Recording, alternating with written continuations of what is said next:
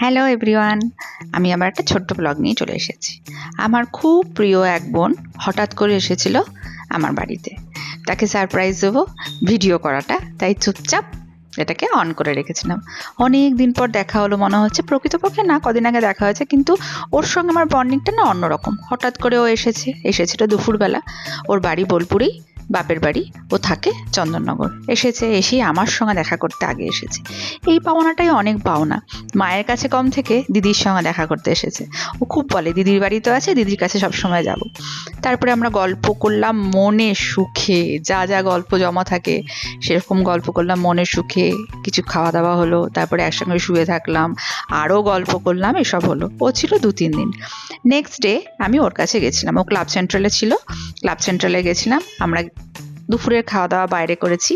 ওর মেয়েও আছে, সেও মোটামুটি মাসিকে খুব ভালোবাসে। এরপরে আমাদের জমিয়ে আড্ডা হয়েছিল দুপুর বিকাল পর্যন্ত। যা খুশি আর কি, আনন্দ করা, গল্প করা, আড্ডা মারা। চলে এসেছিলাম বাড়ি ফেরত। আর সন্ধেবেলা আমাদের একটু চায়ের আড্ডা ছিল। আমি আর আমার ওই বোন আমরা বেরিয়েছিলাম স্কুটি নিয়ে। অনেকটা ঘুরে আনন্দ করে মনের সুখে শান্তি মতো সময় কাটিয়ে দুজনে মিলে আমরা একটু চা খেয়ে নিয়েছিলাম। আর তার সঙ্গে একটু টাও ছিল। এসব করে অনেক আনন্দ করে, ও বেশি দিনের জন্য আসেনি, 2-3 দিনের জন্য এসেছিল। সেই সময়টুকু যেটুকু করে সময় পেয়েছে আমার সাথে কাটিয়েছে, এটাই অনেকটা। কাটিয়ে ওর আবার যাওয়ার সময় হয়ে গেল। মাঝখানে একদিন একটু দোকানে যাওয়া হয়েছিল, ও শাড়ি কিনবে, তাও আবার আমার পছন্দে। এসব করে ও আবার চলে গেল। টাটা সবাই।